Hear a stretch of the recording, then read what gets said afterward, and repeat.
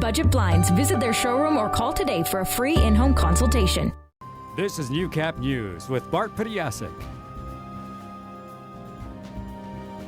Good evening and thank you for joining us. We begin tonight in the Battlefords, where our CMP is seeking the public's assistance in identifying a woman involved in a business theft on Tuesday night. The robbery took place on Railway Avenue East shortly after 8 p.m. The suspect took numerous items and, when confronted by staff, brandished an edged weapon. If you have any information regarding this crime, you're asked to call North Battleford RCMP at 306-446-1720 or Crime Stoppers. Well, Christmas has come and gone, leaving most with a holiday spending hangover. With some money management strategies, though, that extra debt you racked up over the break might be easier to deal with. Hannah Tita has more. I think that shopping is down, and I think that people are a lot more cautious with their money. Do you have any tips for tackling holiday debt? Oh, regifting's a great one. Santa is gone, the decorations are coming down, and the holidays are over, leaving many with a pile of bills. Bradley Asselstein with ATB Financial says while Christmas debt is down a bit from last year, it is still an expensive time of the year. My advice is if you have a bunch of debts in front of you, get rid of one as quickly as you can, right? Because if you can get rid of one that's a small amount owed, you can get rid of it, it's gone. That's one less payment that you have to make. Credit cards are notorious for high interest rates. Asselstein says if you cannot get your interest rates down, you should consider moving your debt.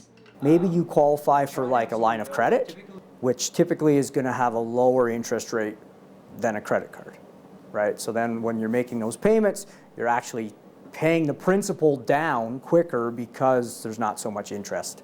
Asselstein encourages anyone struggling with debt to talk to their financial institute and make a money management plan going into the new year. Really make a plan of what you absolutely need today, what you want, what you're saving for, what you need to pay down. Just, you need to build a plan. And honestly, that's the easy part. The hardest part is sticking to it. But if you've made a good plan, it's doable. He also says it's a great idea to shop for Christmas throughout the year and start saving for the holidays months in advance. Hannah Tita, Newcap News. Just in time for New Year's Eve, a new taxi company has opened up in the border city. And as Nicole Stilger explains, while they're not the first cab service on a block, Mango Taxi is bringing in a new technology to Lloydminster in hopes of getting an edge. Just with a simple tap, just open the app. Mohammed Abdullah and Waqas Mahmood have both been in the taxi business for several years, but decided Lloydminster's market was missing something.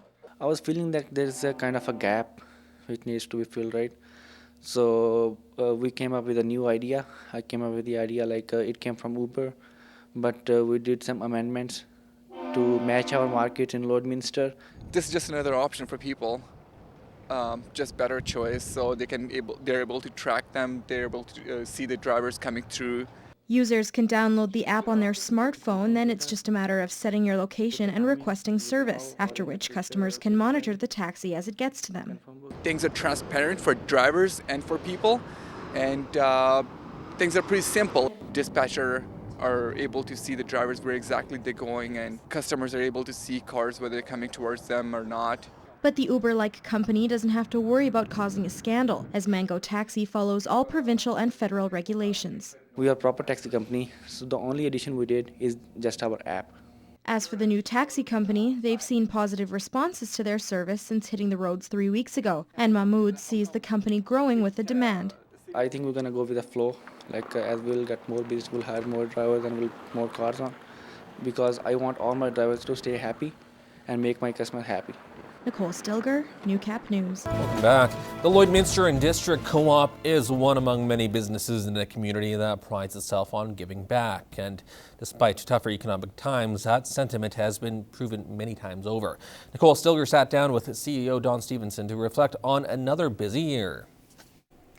I'm here with Don Stephenson, CEO of Lloydminster and District Co-op. First of all, Don, thank you so much for joining me today. Well, thank you, Nicole. It's a pleasure. Of course. Well, so another busy year in the books. Tell me how this year has gone for you. We've had a challenging year. I think some of the projects that we put together in 2014, our card locks and our marketplace expansion and our gas bar, have done certainly very well out of the gate. But as with others in the community, we're certainly feeling the effects of the economic challenges that are out there today. Co-op is, of course, known for its many initiatives. And tell me about some of those this year. I mean, they've been pretty incredible, and what they were supporting.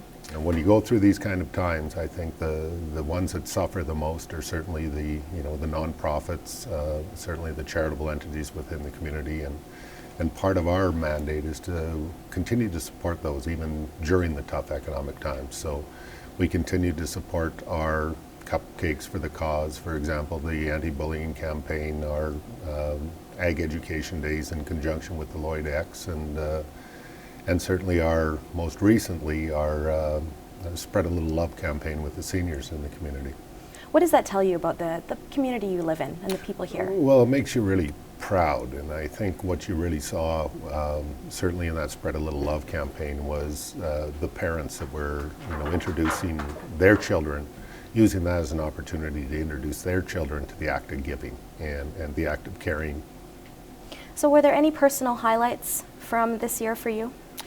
Oh, I think organizationally, personal highlight is certainly staying true to our means, staying true to our people and our staff, and we've got through the year in 2015. We haven't had to undergo any significant downturns in terms of labor, and that's a pretty important thing from my standpoint, that we ask people to give us what they've got and to be supportive of the organization, and I think that's at least, we certainly endeavor to try and do the same. So what's next for you in 2016? What are you looking forward to? A long rest. No, we've got a couple initiatives. We've got a new gas bar that's just nearing the end of completion here. Will either be done late in 2015 here or early in 2016. Out at the Hamptons, we've got a new card lock and bulk facility just west of town. So, we'll try and tie those off and get those up and operational. We'll continue to look for new opportunities to grow and develop our organization in the same vein, being conscious of the challenges that are out there today. Excellent. Well, I appreciate your time today, Don, and all the best in 2016. And you as well, Nicole. Happy holidays and a safe and healthy 2016. Alberta Pork is rolling out a biosecurity plan in its ongoing battle to keep the industry safe from disease. Details were released at their monthly town hall meeting. Gerard Lampow has more in this week's Agriculture Report. Alberta Pork, in conjunction with Growing Forward 2, have launched its new biocontainment strategy to keep the barns free from disease and the pork industry healthy. The program provides up to $600 to producers to develop a biocontainment plan with their herd vet. The timing is perfect, as during the cold months it's harder to maintain biosecurity protocols. Veterinarian Dr. Kurt Proiches is encouraging producers to stay the course. For an individual producer, keeping the diseases out of the farm is obviously the most critical step. Again, this is demonstrated by our continued negative status to diseases such as PED, Seneca Valley virus, and many more.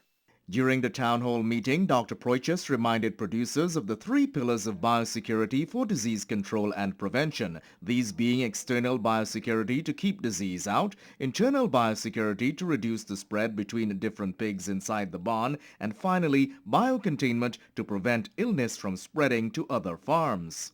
If we can limit the number of farms affected by a disease, example PED, through excellent biocontainment protocols, we will ensure the long-term viability of the industry. As producers work with their vet, Dr. Proiches says a farm-specific control plan is developed which can be reviewed annually. He says the biosecurity plan must be available to all staff who work on the farm. Contact your vet immediately if you see something new or different with your herd. Early diagnosis is key to success. As well, he says all suppliers need to be contacted. I strongly believe that open communication and collaboration with neighbors and the industry is vital to the success of any biocontainment plan and ultimately the longevity of our swine industry. Gerard Lampow, Newcap News.